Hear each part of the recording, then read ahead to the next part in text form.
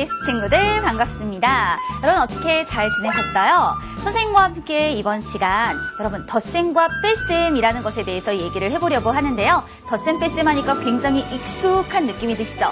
잘할 수 있다라는 자신감도 조금은 있을 것 같은데요. 선생님이 여러분들께 전달하고 싶은 거는요. 덧셈과 뺄셈의 여러 가지 다양한 방법들을 소개해 보려고 하는 거예요. 여러분이 지난 시간 수에 대해서 살펴보았으니까 이번 시간은 연산에 관련된 학습으로 함께 해보도록 하겠습니다.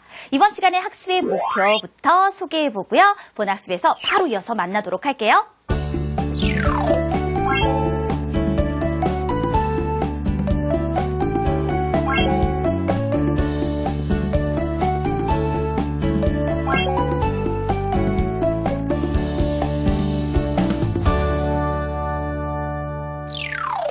자, 이번 시간 여러분과 함께할 그 첫 번째 개념 쏙쏙 함께 만나볼 건데요. 자, 개념을 쏙쏙 잡아내자고요. 우리가 만나볼 게 덧셈의 여러 가지 방법 알아보기라고 제목이 주어졌죠.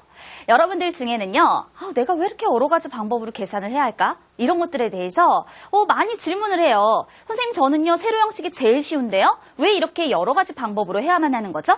선생님이 답해보면은요, 여러분들의 사고력을 쑥쑥 키워주기 위해서예요. 여러 가지 방법 중에 그 첫 번째 방법으로 256 더하기 789가 주어졌을 때, 일단 선생님은 이렇게 계산을 할 거예요. 256에다가 789를 더하는데, 이 789는 사실은 800보다 11만큼 작은 수에 해당이 되거든요. 그래서 256에다가 800을 먼저 더하고 그 다음에 너무 많이 더했어요. 11만큼을. 그래서 그 11만큼을 다시 빼어내주는 방법을 이용하려고 해요. 그렇다면 첫 번째 계산을 했을 때 나오는 값은 1056이죠. 그리고 두 번째 계산을 해야 해요. 즉 11만큼을 빼내어 주어라. 이런 뜻이고요. 빼냈을 때 나오는 값은 1045. 이 답을 잘 기억하세요. 왜냐면 두 번째 방법으로 또 문제를 풀 거거든요. 그러면 이때에는요. 256 더하기 789라고 얘기를 했을 때 250과 780을 먼저 더하는 거죠. 그럼 얘네들을 더하면 나오는 값이 1030 이렇게 된다고요. 그 다음에 6에다가 9를 더하는 것이 두 번째예요. 6에다 9를 더하면 15인걸요. 그리고 난 다음에 이것들을 합쳐주는 방법. 그러면 얘네를 더하니까 다시 1045가 되죠. 아까 선생님이 이 위에 있는 답을 기억하라고 했어요. 방법은 다른데 그 답이 똑같게 표현된 것을 알 수 있습니다. 그렇지만 방법은 이렇게 두 가지만 있는 것이 또 아니에요. 그래서 선생님이요, 또 다른 방법 두 개를 얘기를 해줄 건데 이렇게 얘기를 할게요. 256 더하기 789라고 얘기를 했으니까 이번엔 이렇게 합시다. 200과 700을 더하는 거예요. 그랬더니 900이 되죠?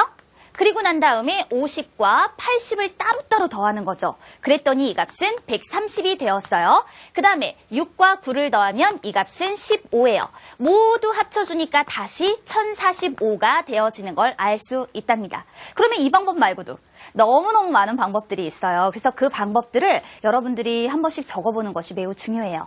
그러면 이 방법 네 번째는 선생님이 여러분이 제일 쉬워하는 세로 형식의 셈을 소개할 거예요.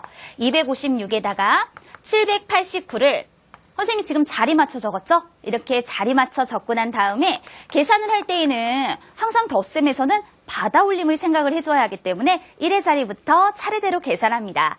6과 9를 더해 15, 1, 5, 8을 더해 14. 같은 자리에 놓여있는 숫자들끼리의 합으로 10. 따라서 이 값은 역시나 1045가 되어짐을 알 수 있죠. 이렇게 우리가 너무나 다양한 방법들이 있다는 걸 살펴보았는데요. 그렇다면 이번에는 덧셈의 예를 다른 걸로 한번 바꿔볼까요? 이제 여러분 이렇게 4자릿수 더하기 4자릿수로 한번 얘기를 해보려고 해요. 그런데 이 문제를 풀 때에도 역시 여러 가지 방법들이 나오게 되는데 선생님이 여기서 얘기하고자 하는 방법은요. 이제 4자릿수 정도 되면은 여러분들이 가장 편리한 방법을 선택해서 사용해 주는 것이 좋아요. 그래서 4자릿수의 덧셈이다라고 했을 때에는 4256, 3699 이와 같이 자리를 맞춰 적고 난 다음에 같은 자리에 놓여있는 숫자끼리 합해주는 방법으로 문제를 해결해 주세요. 6과 9를 더해서 15, 이때 더할 때에도 10이 되는 수를 빨리 찾는 게 중요하죠. 그래서 15라고 얘기를 하고요.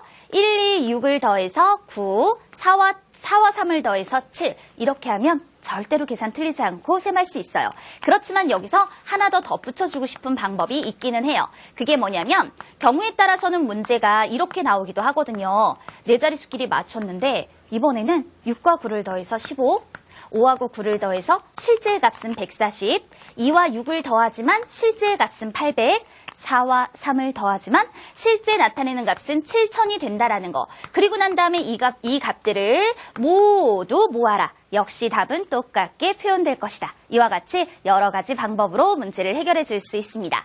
덧셈에 대해서 이렇게 계산의 원리를 짚어보았는데요. 그러면 우리 이 덧셈에 관련된 내용으로 또 문제를 풀 수 있는 다양한 경우들을 만나보도록 할게요. 여러분과 함께 만나볼 내용, 개념 다지기, 어떤 문제인지 확인 들어갑니다. 여러분 보시면 보기와 같은 방법으로 계산하시오라고 주어져 있죠. 보기를 보면 624 더하기 598 이거 너무 많이 나와요. 근데 여기 어떻게 했냐면 600을 더하고 598을 더할 건데 너무 많이 더했어. 이만큼을 더 많이 더했거든요. 그래서 2를 다시 빼내는 방법이에요. 너무 많이 사용하는 방법이죠. 그렇다면 똑같이 우리 한번 이렇게 해결을 해볼게요.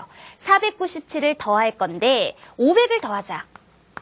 그리고 난 다음 3만큼 더 더했구나. 3을 빼야지. 그래서 이렇게 3을 빼내어주는 방법. 그러면 715에 500을 더해주니까 1215라는 값이 나오게 되고 그리고 난 다음에 여기서 3을 빼어주니까 보기처럼 계산했을 때 1212라고 답할 수 있구나. 바로 이것이 보기와 같은 방법이에요. 많이 사용하는 방법이니까 여러분이 잘 익혀두어야 해요. 다음은 또 어떤 거 있을까? 우리가 지금 살펴보는 건 덧셈의 여러 가지 방법이죠? 그래서 이번엔 다른 방법 이런 걸 알아보도록 할게요. 네모 안에 알맞은 수를 써 넣으시오. 이 문제 조금 복잡한데 이것도 앞서 살펴보았던 거랑 똑같아요. 뭐가 같냐고요? 보시면 856 더하기 359라고 되어져 있죠. 그러면 이럴 때에는 856이 850 더하기 6을 나타내는 수이고 그 다음 359는 350 더하기